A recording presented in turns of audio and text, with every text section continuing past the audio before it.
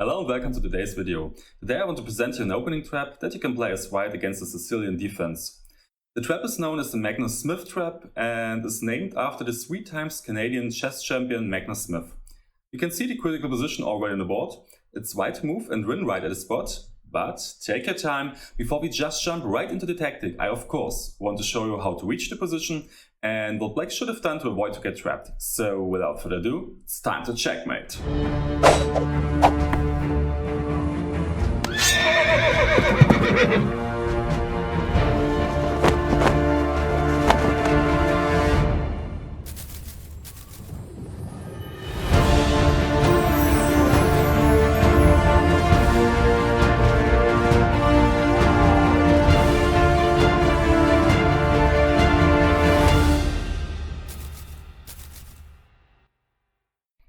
So the game that we are following is a game between Peter Wawrak and Wasim Moshin and took place in 1992.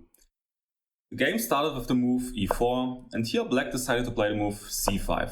This is known as the starting position of the Sicilian Defence and here white played the most common move knight to f3. His plan is to attack the center right away with a move like d4 and if black would recapture then he could just take the pawn with the knight. And in this position black played the move d6. And as I already told you, white played according to his plan and played the move d4. Black took the pawn and white recaptured. Now we see some normally developing moves. Black played the move knight to f6, attacking the pawn on e4. White played knight to c3, protecting the pawn. Black played the move knight to c6, and here white played the move bishop to c4. And this is known as the Zosian variation or also Fischer-Zosian attack. And in this position, black played the move g6 and this is already a mistake. I mean, it's not a mistake that loses right at the spot, but the resulting positions are pretty hard to defend for black. And a better move would have been, for example, e6. This is aimed against our light squared bishop because later in the game black probably could play a move like d5, giving our bishop a kick, and at the same time the move restricts just simply our bishop that now no longer can watch on the f7 square. So yeah, this would have been a better move. Another move in this position would have been queen to b6, and this was played by the former world champion Vladimir Kramnik at several times. So if you want to know more about this variation, just check out his games. Anyway, in our game, black played the move g6. And the funny thing about this move is that it's really a bad move, but it's the second most common move on Lichess. And I just checked the position. 17,000 players played this move. This is by far the second most common move in this position, and it gives white a pretty decent attack now. White just simply captures the knight on c6, and after b takes c6, white has the good move e5. And this move already sets a trap. In the game, black fought for the trap. He took the pawn. This loses the game right at the spot for him, so I would advise you to pause the video and try to figure out what white's best move is in this position. I'll give you 3 seconds to pause the video if you need to. 1, 2, 3. Well, I hope you found the solution. If not, I'll give you a little hint. The two white pieces that are involved in the tactic are the bishop on c4 and the queen on d1. So with this hint in mind, I hope you find the solution and I'll give you another 3 seconds to pause the video if you need to. 1, 2, 3. Well, I hope you found the solution. The right move is bishop takes f7, exclam, check. I mean, come on. How can you not like such a move, right? Black really only got one move. The black king cannot go to d7 because of our queen, so he has to take the bishop. And you know what's next? White, our queen takes the queen on d8. And if you count pieces, well, then you will figure out that we're up queen against the bishop. And I mean, come on, this game is game over. White is just simply winning, and this is why black resigned in this position. Of course, I have to show you what would have happened if black wouldn't have took the pawn on e5, but instead would have played another move. And I have to admit that this position is already pretty hard to defend for black. Let's say black plays a move like knight to h5. Then white got a strong move queen to f3, attacking the pawn on c6. So black has to do something about it. Let's say he plays the move d5. Well, this doesn't help because in this position, black again got a pretty nice move, and I would advise you to pause the video and try to figure out what's white's best move in this position. I give you 3 seconds to pause the video if you need to. 1, 2, 3. Well, I hope you all found the solution. If not, I'll give you a little hint. The retreat of the bishop isn't an option. You really have to sacrifice something, because if you would retreat your bishop, well, then black can consolidate his position, and this is not what you want. You need to open the lines right now while you're up in development and black has some problems to face. So with this hint in mind, I give another 3 seconds to pause the video if you need to. 1, 2, 3. Well, I hope you all found the solution. The right move is knight takes d5 exclam. And yeah, what should black do?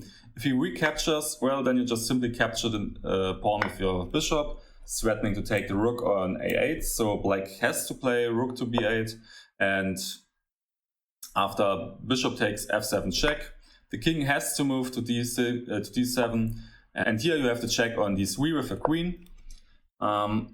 Black has to go to the c file, let's say king to c7. Well, then you just simply play queen to c4 check. King has to move again, let's say king to b7. Well, here comes the bishop check, bishop d5. Let's say king to b6. I mean, this is the only move, apart from queen takes d5, but I mean, this is just simply hopeless for black. So let's say king to b6. Well, then you just simply have queen to b4 check. Let's say if the king moves to a6, then it's just simply bishop to c4 check, rook b5, and queen takes b5 checkmate. And if the king moves to c7, well, then it's just simply queen to c5 check. King has to go to d7, and it's queen to c6 mate. I mean, yeah, you could experiment in this position a little bit for yourself if you want to, and try to figure out where white would have mated the black's king if black would have moved his king to other squares. But in the end, black really has to give up the queen if he doesn't want to get mated. So yeah, what else could black play? Well, in this position is already tough. Let's say he plays a move like e6, willing to give up the c6 pawn in hope that he could play bishop d7 and gain some tempos, you know, for developing. Well, you just simply don't care. You just simply play a move like g4, attacking the knight. So the knight has to come to g7, and here you can just play knight to e4, threatening checks on f6. And yeah, this position is absolutely brutal. For example, I just want to show one more line. Let's say d5, taking both of white's pieces. Well, you just simply play knight to f6 check. The king has to go to e7, and here you can play queen to a3 check. As you can see, black only got one move.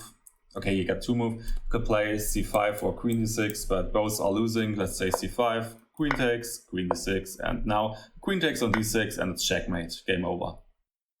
Well, if knight to h5 isn't an option in this position, what else could black try? Well, another move that black could try is the move d5. You know, you could argue that if I take the knight on f6, well, then he just simply grabbed the bishop on c4, and at least in a material way the position is equal. But you really just simply grab the knight, and after d takes c4, you have two good options. A pretty simple option, but probably not the best, is to take the queen on d8, and after the king recaptured and bishop to g5, bishop e6, and castling queenside and king to e8. Yeah, I mean, white must be better. I mean, come on. Black got pretty horrible doubled isolated pawns on the c-file. It's not so clear how he can get the bishop and the rook on the king's side into the game. Black's king already moved, so he can no longer castle, and your rook's already pretty strong on the d-file. You could probably play a move like rook d2 and bringing another rook to the center as well. Yeah, I mean, the pawn on f6 is also strong, because if black will ever take the pawn, well, then you just simply recapture with the bishop, attacking the rook on a8, and you probably even got some mating threats down on d8. So this position is pretty hard to play for black, and it's definitely better for white.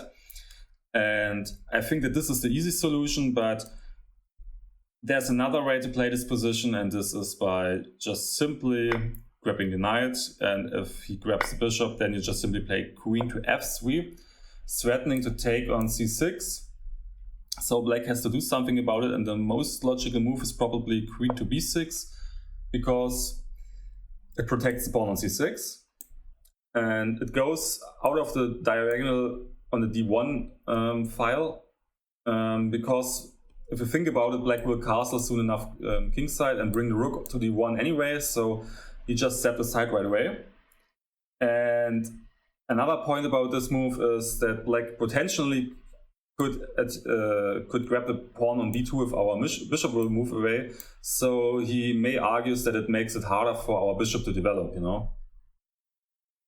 So the game could continue with castling, and here let's say, well, I just want to mention that e takes f6 is never a good option because of just simply rook e1, and yeah, I mean, this position is just horrible. For example, bishop e6, queen takes f6, the rook has to move, and even here you already have a nice tactic. You could just simply take off the bishop on e6, and after f takes e6, queen takes f6, king d8, and queen to g8, well, you're just simply up in material and winning. So let's go back to our position.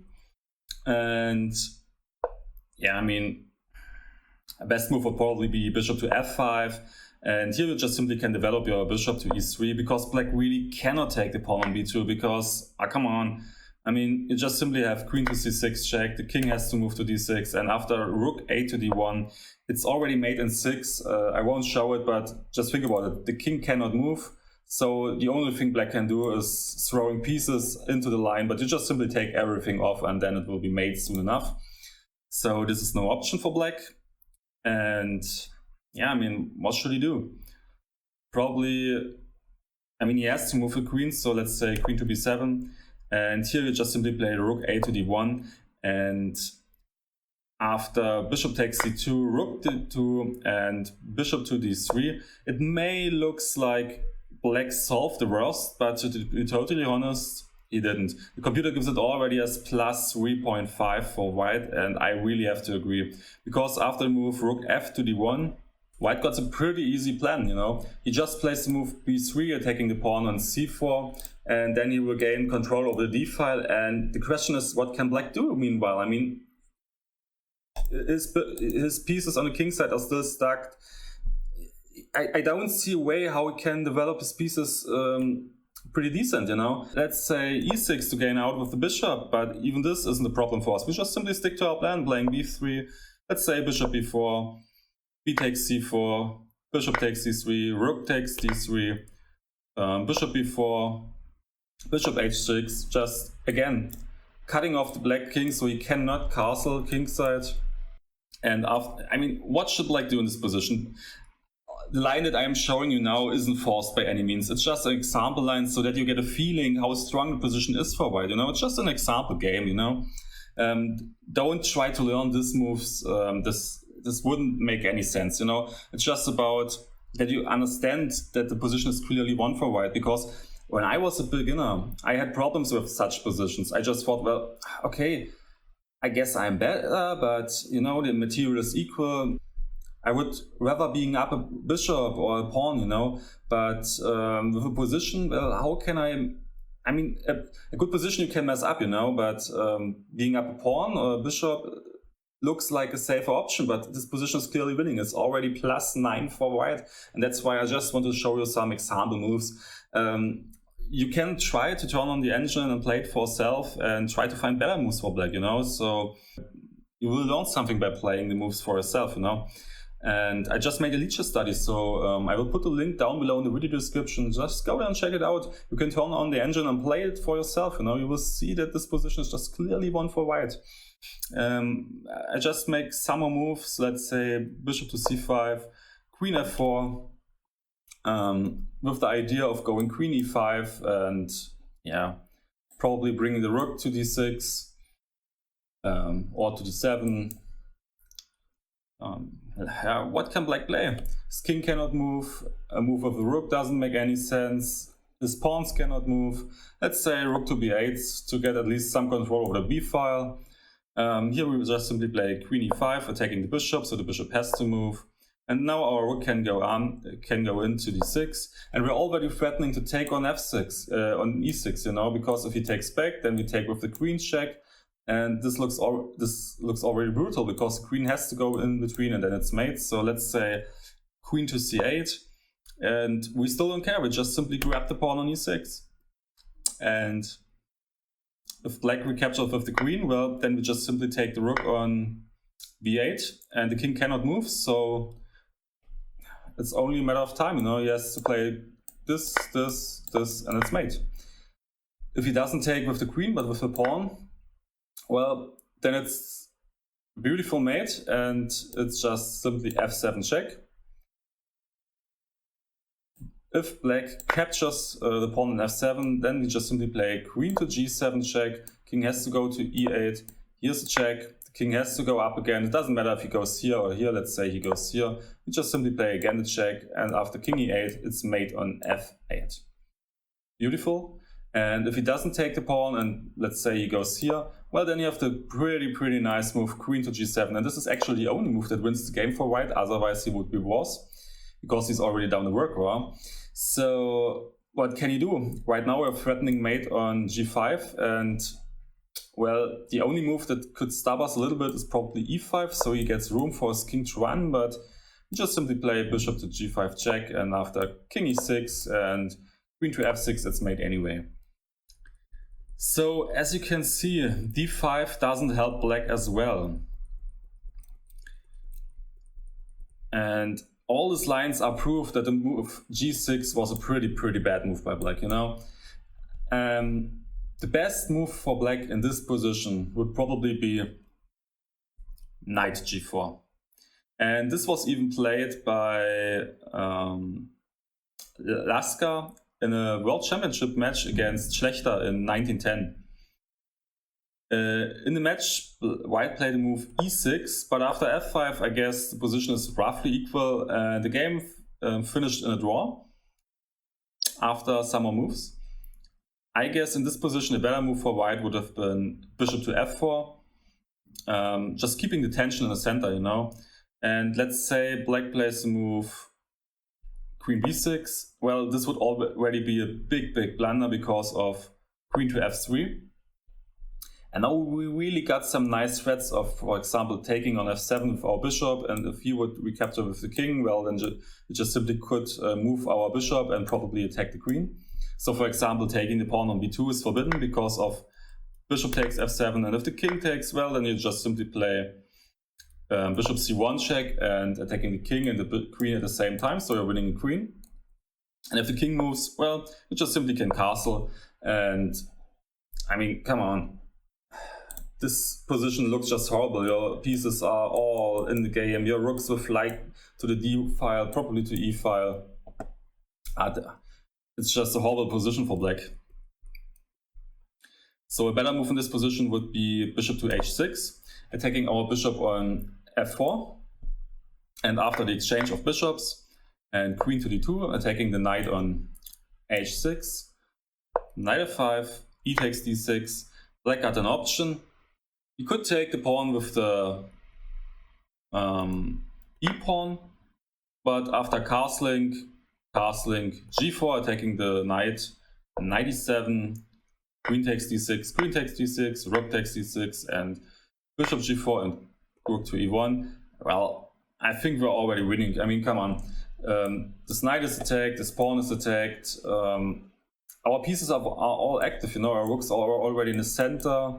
One is even on the 6th rank, while black's rooks are still in the corner or on f8. This is a pretty good position for white.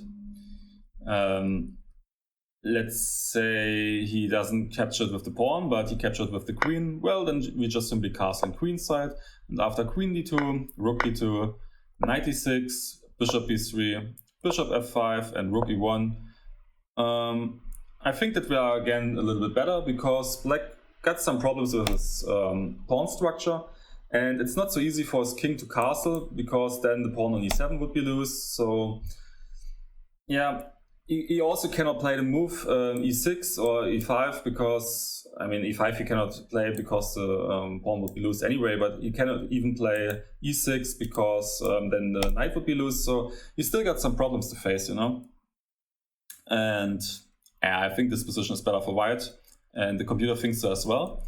So the last possibility for black to capture the pawn would have been knight takes d6, attacking our bishop on c4, but here we just simply castle in queenside, and now black cannot take our bishop because, well, then we just simply grab the queen and it's mate. So he has to do something else. Yeah, but what can he do now? Let's say he plays queen to c7 to go out of the pin. Well, then we just simply play queen f4, and again he cannot take our bishop because of the queen on c7. And if he castles, well, then just simply knight e4. And I mean, this position is already better for white. And if you want to know more about this position, just check out the game Srutin versus Makarishev, played in 1983. Truth must be told, black won the game, but this was because of a big blunder by Srutin in the 27th move. The game is still quite interesting because Srutin really showed why this position is so good. So yeah, I hope you liked today's video. I hope you learned something. If you did, please let me know in the comments, and don't forget to hit the like and subscribe button. So see you next time, and it's again time to checkmate.